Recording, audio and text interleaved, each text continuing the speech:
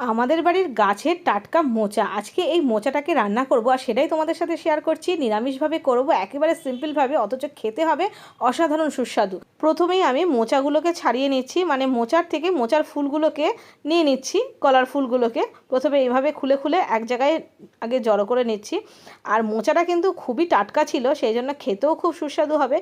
আর এরকমভাবে মোচা রান্না করে খেয়ে দেখো, খুব ভালো লাগে। আমি খুব সিম্পলভাবে করছি, বিশেষ কিছুই দেবো না, খুব সাধারণ মশলা দিয়েই করব। তো দেখো মোচাগুলো আমার ছাড়ানো হয়ে গেছে। এবার এই মোচার ফুলগুলোকে ছাড়িয়ে নিচ্ছি।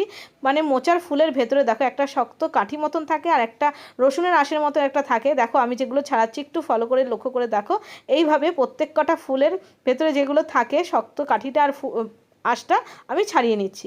ছাড়িয়ে তারপরে একেবারে ঝিরিঝিরি করে কেটে নিয়েছি। কেটে জলে ভিজিয়ে দিয়েছিলাম, একটু ধুয়ে নিলাম। এইবার আমি দিয়ে দিয়েছি প্রেশার কুকারে, ভালো করে ধুয়ে তারপরে দিয়ে দিলাম একটু ফ্রেশ জল, আর দিয়ে দিচ্ছি অল্প একটু নুন আর অল্প একটু হলুদ দিয়ে প্রেশার কুকারে আমি সেদ্ধ করে নিচ্ছি 2-3টে সিটি দিয়ে। আর এদিকে আমি কড়াইতে সর্ষের তেল দিয়ে দিলাম, রান্না করছি। প্রথমে দিয়ে দিচ্ছি ফোড়নে জিরে, তেজপাতা আর শুকনো লঙ্কা। জিরে, তেজপাতা, শুকনো লঙ্কার ফোড়নটা যখন সুন্দরভাবে গন্ধ এসে গেছে, তখন দিয়ে দিলাম একটা মাঝারি সাইজের কেটে রাখা আলু। আর আলুটাকে এরকম ডুমো ডুমো করে কেটে নিয়েছিলাম। তারপরে আলুটাকে গ্যাসের ফ্লেমটা হাইতে রেখে একটু নাড়াচাড়া করে হালকা করে ভেজে নিচ্ছি। হালকা করে নাড়াচাড়া করার পরে এখন আমি দিয়ে দিলাম একটা ছোটো সাইজের টমেটো কুচি, ছোটো 1 চামচের আদা। আর আমি এখানে নর্মাল নুন ব্যবহার না করে আমি বিট লবণ ব্যবহার করছি, রক সল্ট, যেটাকে এই মোচার রান্নার টেস্টটা অনেক বাড়িয়ে দেবে। দিয়ে দিলাম পরিমাণ মতন হলুদ, দিয়ে দিলাম একটু জিরের গুঁড়ো, একটু ধনের গুঁড়ো, আর দিয়ে দিলাম একটু ঝাল লঙ্কার গুঁড়ো, দিয়ে একটু জল দিয়ে মশলাটাকে ভালো করে কষিয়ে নেব। দেখো মশলাটাকে বেশ ভালো করে গ্যাসের ফ্লেমটা মাঝারিতে রেখে আমি কষিয়ে নিচ্ছি। আর এই যেহেতু নিরামিষ করে রান্না করছি, সেই জন্য নুনটা কিন্তু এই রক সল্ট মানে বিট নুন দেবে, খেতে খুব সুন্দর হয়। আর এদিকে দেখো আমার মোচাটা কিন্তু নুন হলুদ দিয়ে সেদ্ধ করা হয়ে গেছে। দেখো মশলা আমার সুন্দরভাবে কষে গেছে, সাইড থেকে তেলও ছেড়ে দিয়েছে সুন্দরভাবে। দেখো ঘন ঘন হয়ে গেছে যখন মশলাটা, তখন আমি এই সেদ্ধ করা মোচাটা দিয়ে দেবো।